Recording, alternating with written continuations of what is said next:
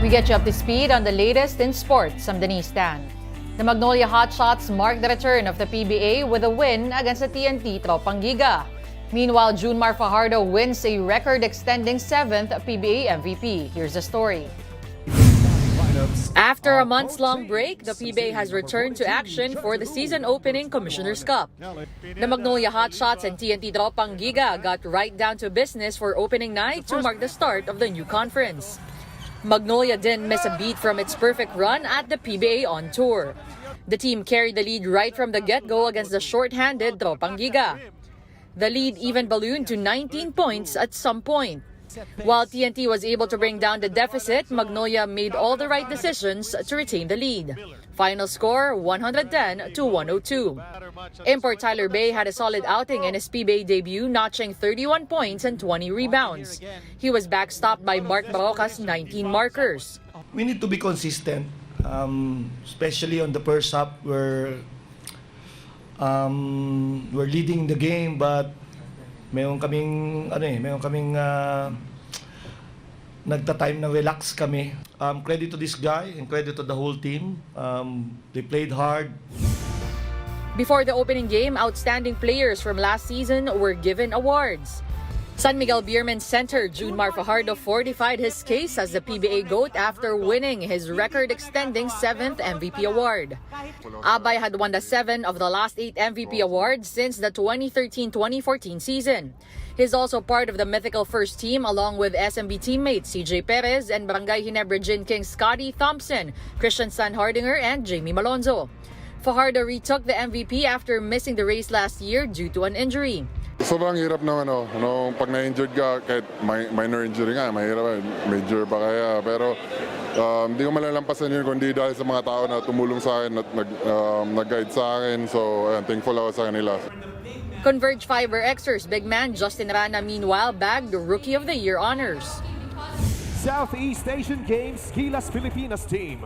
The Asian Games gold medal winning Gilas Pilipinas squad was also honored in the PBA opening. All players were present except imports Justin Brownlee and Aj Kwame, who are both overseas. Also recognized were the staff of head coach Tim Cone, composed of Richard Del Rosario, Jongwei Chico, Eli Tenorio, and Josh Reyes. Even team managers Alfrancis Chua, Willie Marshall, PBA Board Chairman Ricky Vargas, and Vice Chair Bobby Rosales were commended. A special plaque was given to all the members of the national team. San Miguel Corporation CEO and President Ramon Ang and MVP Group Chairman Manny V. Pangilinan were given special citation for their concerted effort to bring the team together.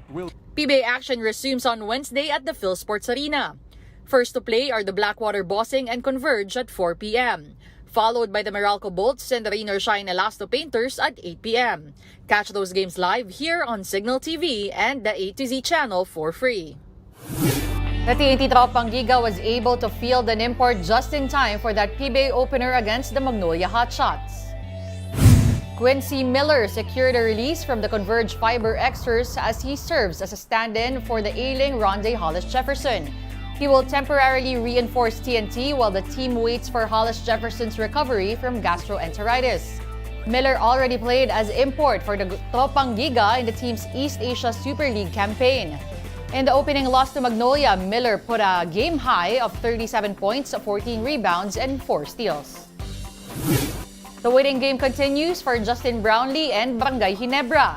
That's for possible sanctions for the player's positive doping test result in the Asian Games. Neither Brownlee nor Ginebra have received a letter from the governing bodies regarding the Cagers' fate.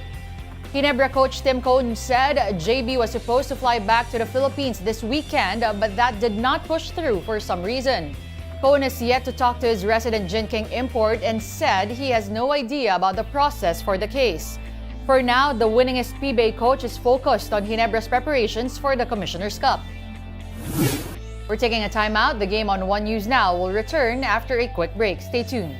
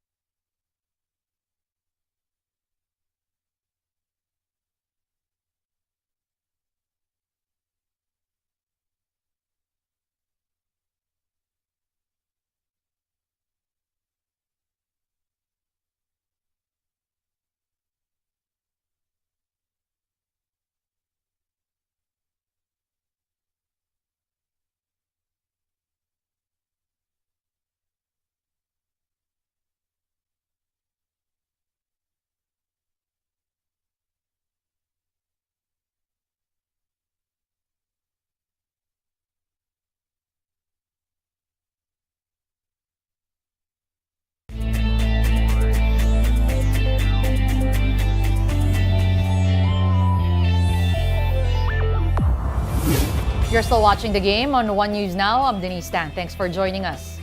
Tim Cone will meet with Samang Basketball ng Pilipinas President Al Panlilio regarding the future of the national team. But Cone was quick to clarify this meeting has nothing to do with his head coaching stint for Gilas. He maintained that him handling national team chief tactician duties were only limited to the Asian Games. The Asian gold medal winning mentor said the sit-down with Panlilio will only be about the Gilas program moving forward. Gilas will return to action in February for the first window of the FIBA Asia Cup 2025 qualifiers. The team is also set to play in the Olympic qualifying tournament in July next year. Red Bull's triple world champion Max Verstappen once again took top prize honors at the Sao Paulo Grand Prix. This is the Belgian-Dutch driver's record-extending 17th win for the current Formula 1 season. Verstappen, who has 52 career wins after that victory, clinched the title in Qatar last month. With this, Red Bull has won 19 of the 20 races so far. McLaren's Lando Norris finished second, 8.2 seconds behind Verstappen. Aston Martin's Fernando Alonso completed the podium at third place.